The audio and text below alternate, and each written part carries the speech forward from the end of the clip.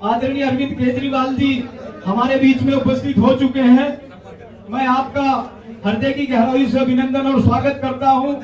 हमारे बीच में हमारे मुख्यमंत्री कैंडिडेट जो बहुत ही सज्जन, व्यवहारिक और बहुत ही ईमानदार हमारे कर्नल साहब, कर्नल कोटियाल जी, मैं चाहता हूं कर्नल साहब के लिए भी एक बार जोरदार तालियों से स्वागत करेंगे। हमारे बीच में हमारे प्रदेश अध्यक्ष हमारे दिनेश मोहनिया जी भी हमारे बीच में उपस्थित हैं। मैं चाहता हूं एक बार दिनेश मोहनिया जी का भी जोरदार आप स्वागत करेंगे। हमारे बीच में हमारे सह प्रभारी और विधायक प्रवीण कुमार जी का भी आप जोरदार तालियों के साथ स्वागत करेंगे। और हमारे बीच में सभी जितने भी लोग हैं उनका सभी का हार्दिक अभिनंदन और स्वागत। मैं हमारे लिए आज बहुत ही सौभाग्य की बात है, क्योंकि मैं समझता हूं ये ऑटो यूनियन के लिए बहुत सौभाग्यशाली दिन है। कोई मुख्यमंत्री इस प्रकार सीधे संवाद करने के लिए आज हमारे बीच में उपस्थित हुए हैं। ये हमारे लिए बहुत सौभाग्य की बात है। मैं चाहता हूं एक बार हमारे मुख्यमंत्री जी के लिए जोरदार तालियों से स्वागत करेंगे। धन्यवाद। जैसे ही हम सबको पता चला कि हम सब जितने भी हमारे यूनियन के अध्यक्ष हैं, आप सबसे संवाद करना चाहते हैं, तो हमें कल से नींद नहीं आ रही थी और हम बेसब्री से आपका इंतजार कर रहे थे। हम आपका पलके बिछाए इंतजार कर रहे थे कि आप कब हमारे बीच में आएंगे और कब हमारे ये सौभाग्य मिलेगा कि आप हमारे बीच में उपस्थित होंगे। आज वो दिन, वो सौभाग्य हम लोगों को प्राप्त हुआ कि आप हमारे बीच में उपस्थित हुए। आपका बहुत धन्यवाद, बहुत आभार। अब मैं, चूंकि समय कम है और आप सभी यूनियन के अध्यक्ष यहाँ उपस्थित हैं, और मैं 2 मिनट अपने कर्नल साहब से चाहता हूं कि हम सबका मार्गदर्शन करें। आदरणीय कर्नल कोटियाल जी।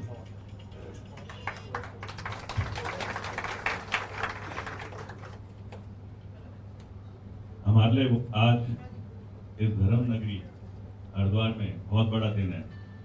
जिस प्रकार से पिछले कुछ महीनों से श्री अरविंद केजरीवाल जी दिल्ली के मुख्यमंत्री और हमारी पार्टी के राष्ट्रीय संयोजक बार बार उत्तराखंड में आ रहे हैं, तो पता है इसमें ना बहुत जगह लोगों की उम्मीदें बढ़ती जा रही हैं। आजकल मैं जगह जगह घूम रहा हूं, तो उसमें क्या हो रहा है, लोग किस तरीके के सवाल पूछ रहे हैं कि सर क्या हमारे बच्चे भी IIT खड़गपुर से इंजीनियरिंग कर सकते हैं। कोई बोल रहा है कि क्या पढ़ाई करके Indian civil services, revenue services, उसमें क्या हमारे में क्षमता है या हमको ऐसी एजुकेशन दी जाएगी। कोई ये पूछ रहा है कि क्या हमारा लड़का भी इंडियन आर्मी में कर्नल बन सकता है। मैं ये बोलना चाह रहा था कि सर आप जिस बार यहाँ पे आते हैं, हर बार ना हम सबका हौसला बढ़ता है। अभी कुछ दिन पहले मनीष सिसोदिया जी आए थे यहाँ पे, तो उनका व्यापार संघ के साथ में एक संवाद हुआ था। जनरली क्या होता है, जो हम देखते हैं कि व्यापार संघ के संवाद, उसमें युवा, आम जनता एकदम से शामिल नहीं होती, क्योंकि बड़ी टेक्निकल चीज होती है। लेकिन इस तरीके के हमको इनपुट आए कि लोग बड़े ध्यान से सुनने की कोशिश कर रहे थे कि सिसोदिया जी किस सरल भाषा में समझा रहे थे कि वाकई में ट्रेड, व्यापार और रेवेन्यू जनरेशन कैसे अच्छा हो सकता है। आज जिस प्रकार से लोग सवाल करती है, पूछती है, उसके बेसिस पे हम अलग अलग मुद्दों पे यहाँ पे डिस्कशन करते हैं। आज बहुत सारे लोगों की इच्छा थी कि हमारे जो चालक होते हैं, हमारी जो सोसाइटी है, एक बहुत बड़ा अंग है जो, जिसमें कि ऑटो यूनियन हो गया, जिसमें टैक्सी यूनियन हो गया, अलग अलग प्रकार के ट्रांसपोर्टेशन का सिस्टम हो गया। वो चाहते थे कि अरविंद केजरीवाल सर जब यहाँ हरिद्वार में आ रहे हैं तो एक बार उनके साथ संवाद हो सके। सर ये वो लोग हैं जो पूरी जान लगा करके, जब बाहर से कोई लोग आते हैं, यात्री आते हैं, उनको ना विपरीत परिस्थितियों में पहाड़ों में लेके जाते हैं, समाज से जोड़ते हैं। बल्कि मैं तो ये कहूंगा, कोविड काल के दौरान जब इनकी सारी रोजी रोटी बंद हो रखी थी, 70% इनको नुकसान हुआ, ये देख रहे थे उस समय कि कोविड का इतना बुरा असर था कि हमारी सरकार पूरी फेल हो गई थी। उस टाइम पे ये वॉलंटियर होकर के आगे आए और इन्होंने अपने ऑटो रिक्शा को एम्बुलेंस में कन्वर्ट करा। उसमें छोटे छोटे से सिलेंडर लगाए, मास्क लगाए और अपनी जान को जोखिम में डाल करके ये कोविड में बगैर किसी सपोर्ट के जनता को मदद करने के लिए घुसे रहे। इनकी कुछ इच्छाएं जो जरूरत थी सरकार पूरी नहीं कर पाई। आज हम इस संवाद में एक तरीका बना रखा है कि पहले सर आपका हम रिक्वेस्ट करेंगे कि आप सबको संबोधित करें, उसके बाद अगर किसी के कोई सवाल होंगे तो उन सवालों को लिया जाएगा और आज के इस संवाद को लेकर के जो मुद्दे आएंगे उन मुद्दों को आम आदमी पार्टी अपनी पॉलिसी में इंप्लीमेंट करने के लिए तरीका बनाएगी, जिसके लिए कि अरविंद केजरीवाल सर हमेशा हमें गाइड करते रहेंगे। सर आपसे रिक्वेस्ट करेंगे कि आप हम सबको संबोधित करें। मैं सीएम साहब अपना संबोधन करें उससे पूर्व चाहता हूं कि हमारे यूनियन के अध्यक्ष हैं वो बुका देकर अपने सीएम साहब का स्वागत करेंगे।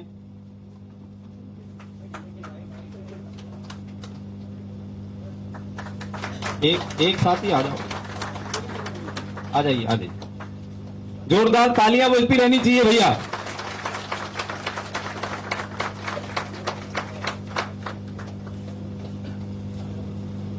देखो ये हमारे लिए कितने सौभाग्य की बात है कि कोई मुख्यमंत्री सीधे संवाद के लिए उन्होंने स्पेशली कहा है कि मुझे जितने भी ऑटो यूनियन के अध्यक्ष हैं, जितने ऑटो यूनियन चालक हैं, उनसे सीधे संवाद मुझे करना है। ये कितने सौभाग्य की बात है। पहली बार कोई मुख्यमंत्री ऐसा है जिन्होंने कहा है कि मुझे ऑटो यूनियन ऑटो चालकों से सीधा संवाद करना है। तालियां बजती रहनी चाहिए भैया, हॉल में तालियां नहीं रुकनी चाहिए बिल्कुल भी, क्योंकि हमारे सीएम साहब हमारे कुछ समस्याएं रहती हैं। हाँ, तो हमारी कुछ समस्याएं रहती हैं, कुछ इनकी प्रॉब्लम रहती हैं। हम किस समस्या का हम लोगों को सामना करना पड़ता। मैं चाहता हूं कि एक एक करके जो भी समस्याएं हैं, जो एक बार समस्या आ जाएगी उसको दूसरी बार नहीं रखना। मेरा ये निवेदन है, जो आपकी समस्याएं हैं एक एक करके आप रखते रहें ताकि सीएम साहब के संज्ञान में वो सारी बातें आती रहें। भट्ट जी। हेलो, मैं सभी ऑटो यूनियन की तरफ से राजेश भट्ट आपका हार्दिक स्वागत करता हूं और मैं ये कहता हूं कि आप पहले मुख्यमंत्री हैं जो सीधा संवाद ऑटो वालों से प्रदेश में पहली बार किसी ने ऑटो वालों को पूछा और आपने सम्मान दिया है, ठीक है। और मैं ये आपसे आग्रह करूंगा कि मुझे कृपया ये बताएं कि दिल्ली में ऑटो वाले आपके इतने मुरीद क्यों हैं?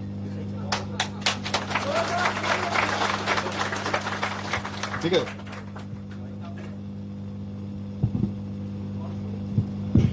जो भी एक एक करके हाथ खड़ा कर देना, जो भी पूछना चाहता है माइक उसके पास पहुंच जाएगा।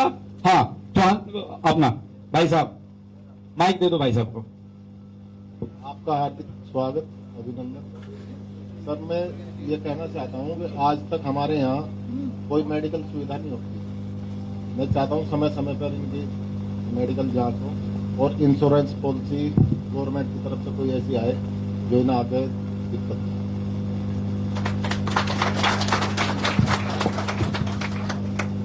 और कोई जी बताइए। मैं एक एक करके आप रुक जाइए अभी। सर, हरिद्वार की धरती पर आपका बहुत बहुत धन्यवाद।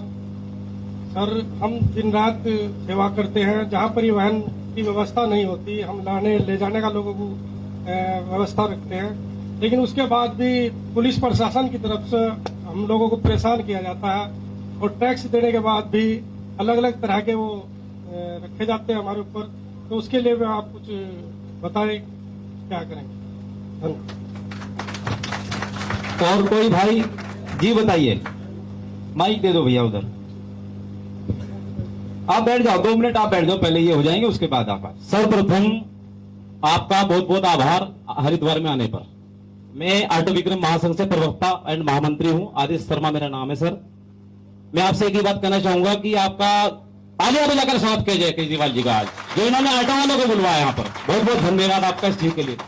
मैं एक चीज कहना चाहूंगा आपसे कि हमारी जो वर्तमान सरकार है फिलहाल, पिछले लॉकडाउन में इस लॉकडाउन में हमारी ऑटो विक्रम की किस्तें टूट गई हैं सर। जो फाइनेंसर हमें परेशान कर रहे हैं कि तुम्हारी गाड़ी खींच लेंगे, तुम्हें ये कर देंगे, फलाना कर देंगे। इसमें हमारी सहायता की जाए सर, थोड़ी सी, पहला पॉइंट। दूसरा, मैंने आपको ज्ञापन दिया है अपने अध्यक्ष महोदय के द्वारा, उसमें मेरे सारे बिंदु लिखे हुए हैं सर। धन्यवाद सर। हाँ बताओ भैया, बताओ, उनको दे दो लाल शर्ट दे दो।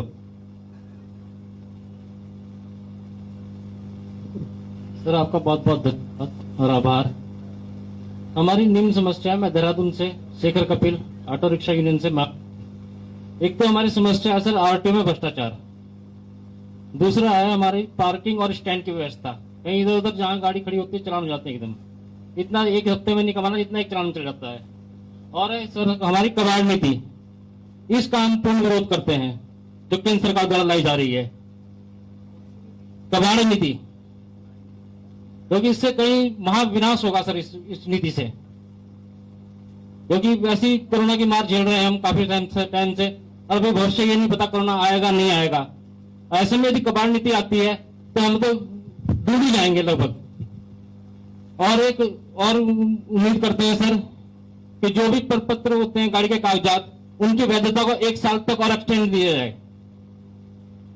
ये है सर हमारी मुख्य मांगे। धन्यवाद।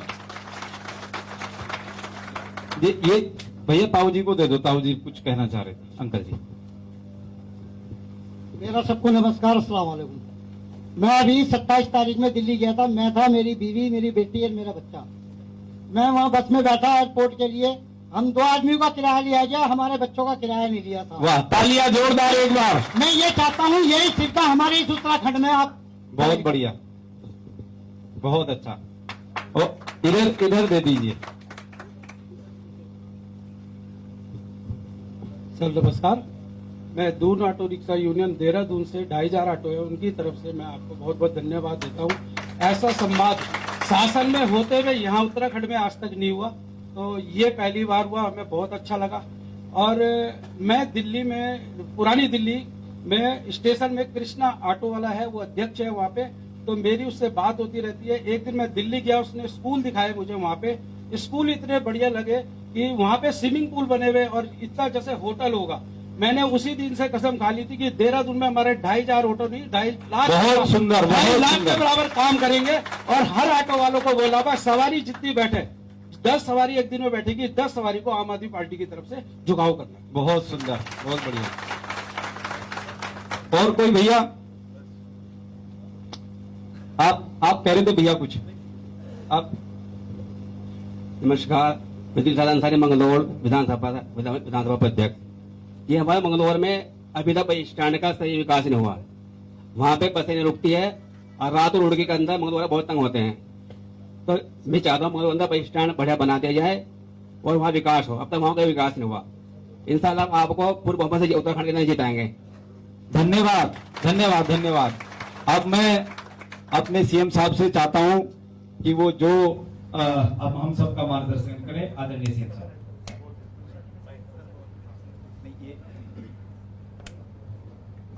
ये चल रहा है।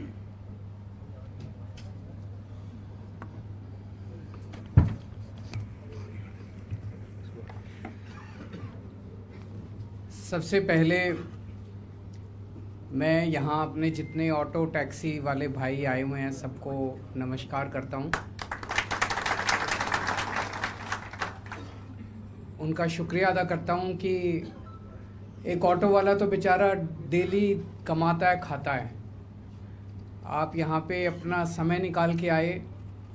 जाहिर तौर पे हर एक ने एक दो सवारी तो गंवाई होगी, तो मैं आपका शुक्रिया अदा करता हूँ कि आपने हमें इतना मान सम्मान दिया, तवज्जो दी कि आप अपना धंधा छोड़ के आज 3-4 घंटे के लिए यहाँ पे आए।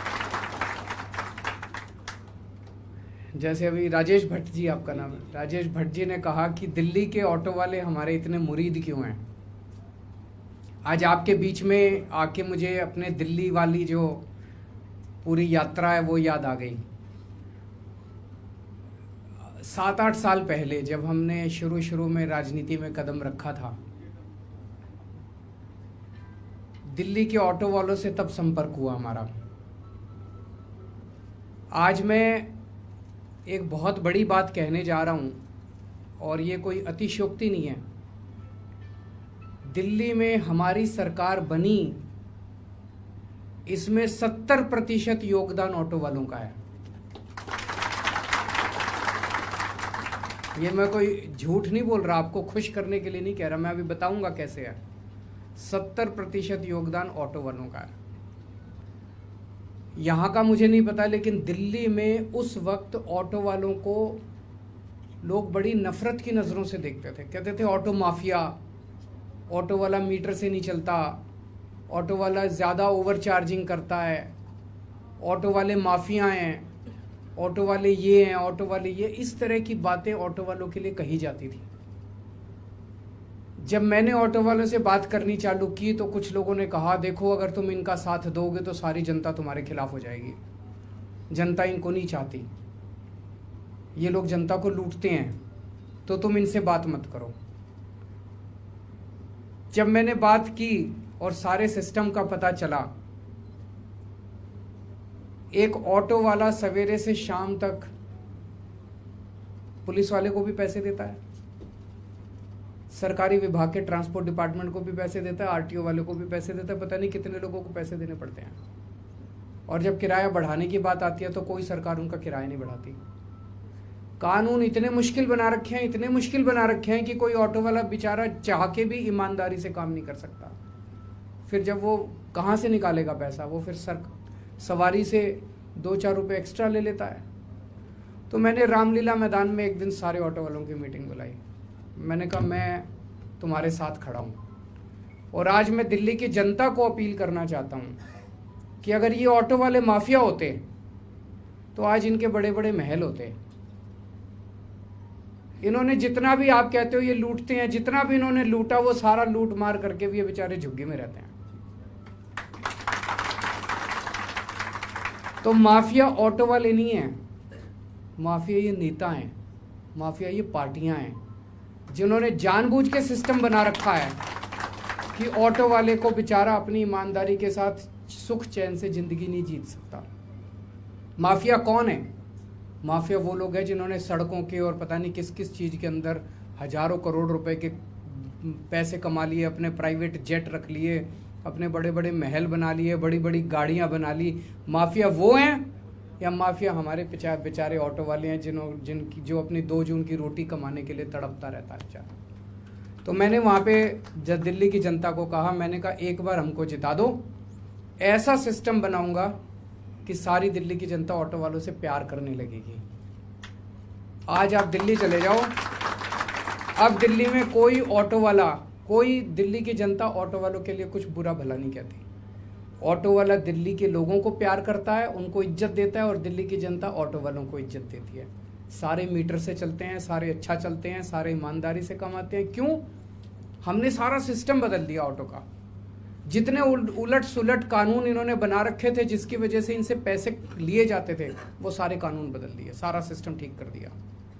हम लोगों ने किराए बढ़ा दिए।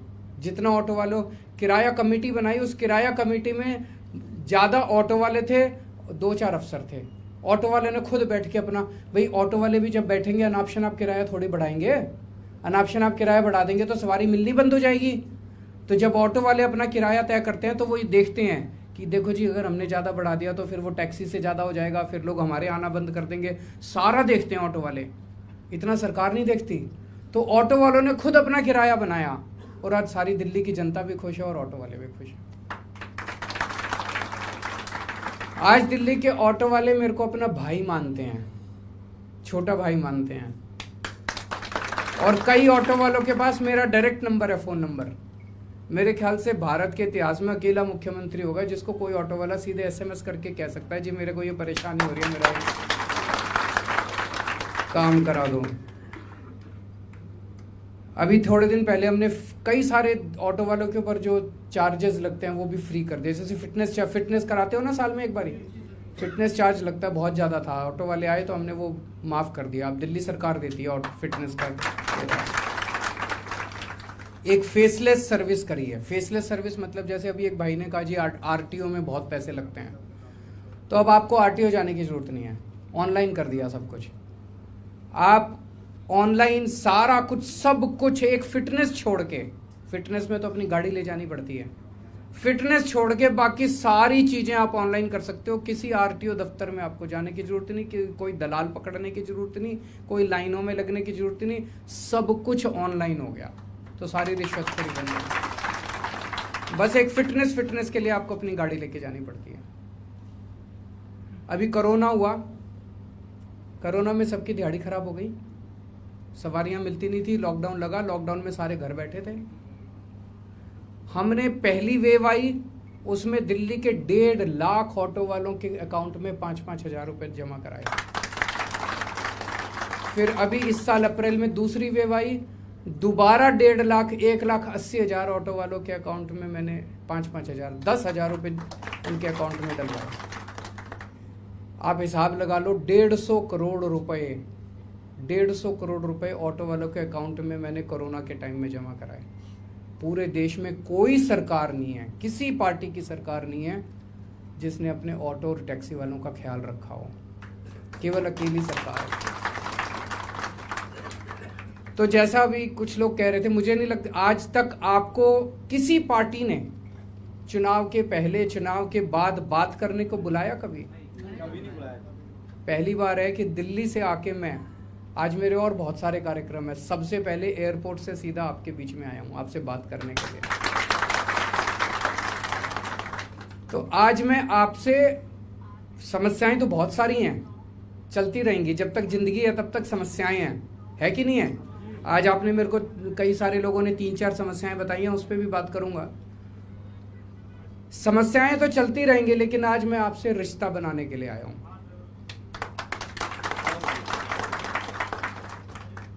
आपको गले लगा के आपका भाई बनने के लिए आया हूं।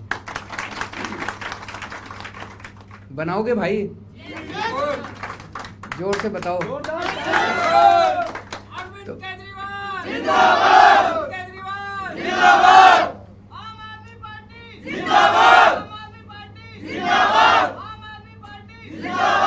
तो आज आपका भाई बनने के लिए आया हूं।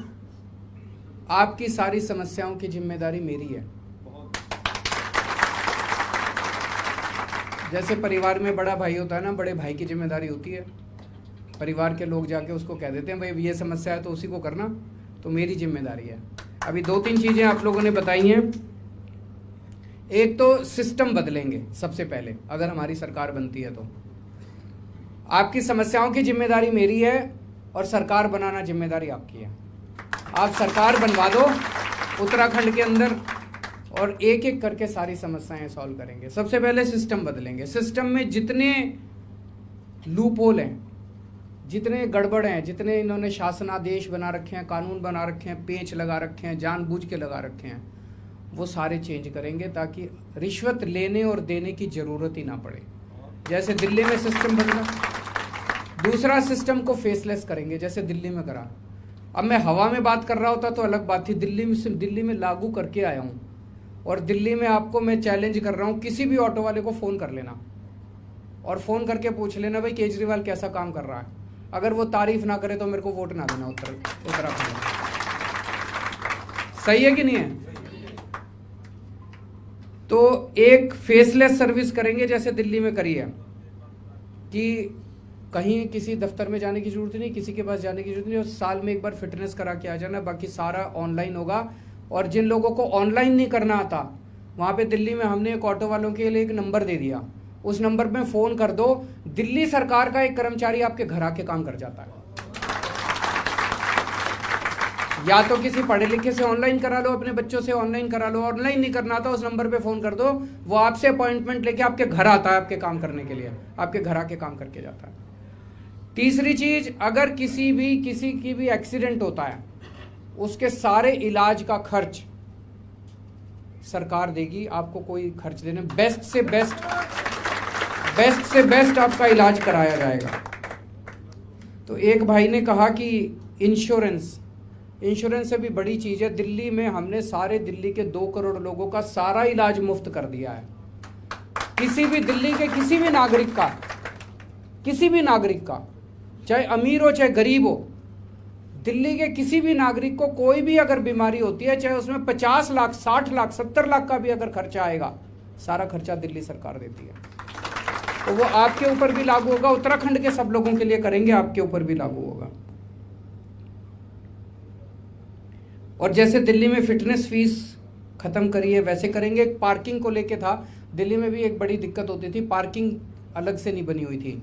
इस वजह से अगर कोई ऑटो वाला 5 मिनट कहीं सड़क के किनारे खड़ा हो जाए, पुलिस वाला आके उससे पैसे लेके जाता था, उसके चालान कटा करता था। अभी हमने 500 स्टैंड बना दिए ऑटो वालों के लिए, अलग अलग पूरे दिल्ली के अंदर। तो अब उनकी ऑफिशियल पार्किंग हो गई, पहले ऑफिशियल पार्किंग ही नहीं थी उन लोगों की। बहुत सारे काम है, ये तो मैंने थोड़े से गिनाए, सारे काम करेंगे। कोरोना के टाइम में जो दिक्कत हुई, जैसे दिल्ली में उन ऑटो वालों को दिए, आपको भी पैसे देंगे, ताकि कोरोना के टाइम के जितना आपका नुकसान हुआ वो सारे नुकसान की आपकी भरपाई करेंगे। बड़ी बात यह है, जैसे दिल्ली हमने स्कूल बंद अच्छे करे। अभी बाबूजी कह रहे थे मैं स्कूल देख के आया, कोई कह रहा था मैं स्कूल देख के आया, बड़े अच्छे स्कूल थे, अस्पताल भी बड़े अच्छे कर दिए। आपके बच्चों का भविष्य बनाना मेरी जिम्मेदारी है।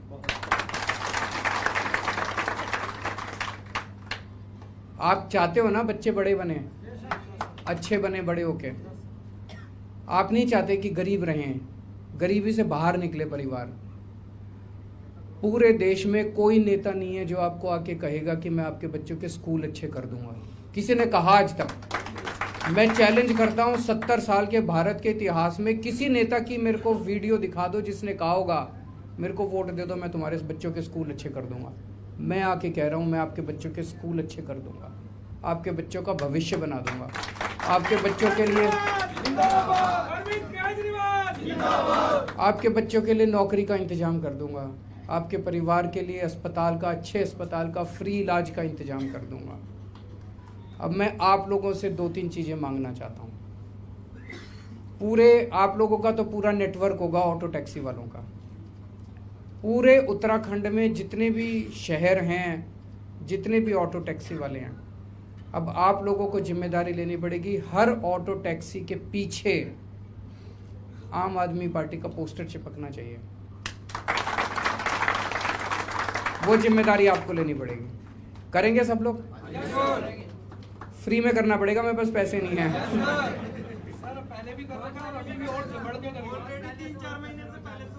बहुत अच्छा है।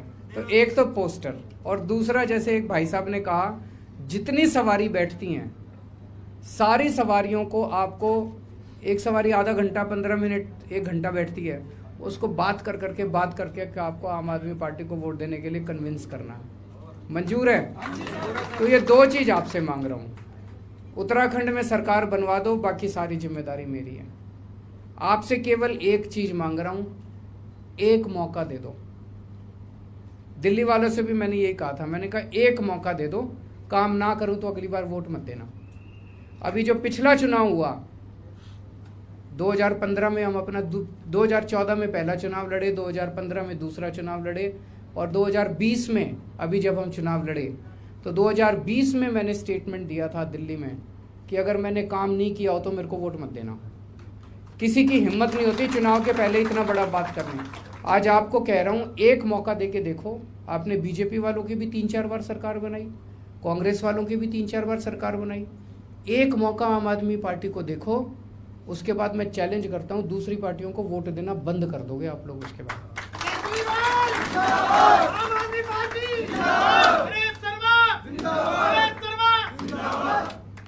आज आप सब लोग आए, इतना आपके साथ इतनी अच्छी बातचीत हुई, उसके लिए सबके लिए बहुत बहुत शुक्रिया। एक बार जोरदार तालियों के साथ हमारे आदरणीय मुख्यमंत्री जी का जोरदार स्वागत करेंगे। और मैं आदरणीय सीएम साहब, आप तो आज कह रहे हैं कि भाई स्टिकर लगा के आपको चलना पड़ेगा। ये तो बेचारे ऐसे हैं, जिस दिन से आम आदमी पार्टी ने उत्तराखंड के अंदर चुनाव लड़ने की घोषणा की, आप देखना हर ऑटो के पीछे आम आदमी पार्टी का बैनर पहले से ही लगा हुआ है, स्टिकर पहले से ही लगा हुआ है। और इन लोगों ने प्रण लिया है कि हम कहीं भी रहें, इस बार उत्तराखंड के अंदर आम आदमी पार्टी की विजय होगी, आम आदमी पार्टी की सरकार बनेगी। आप निश्चिंत रहो, 2022 के अंदर आम आदमी पार्टी का परचम लहराएगा। एक बार जोरदार तालियों के साथ हमारे आदरणीय सीएम साहब का स्वागत। और मैं चाहता हूं कि आप लोग खड़े होकर सीएम साहब का स्वागत करें, क्योंकि सीएम साहब को अगले कार्यक्रम में भी जाना है। आप सब लोग आए, आपका बहुत बहुत धन्यवाद, बहुत बहुत आभार। आपको जो अपने 3 व्हीलर है नीचे, एक बार मेरे साथ वहां चलेंगे सब लोग।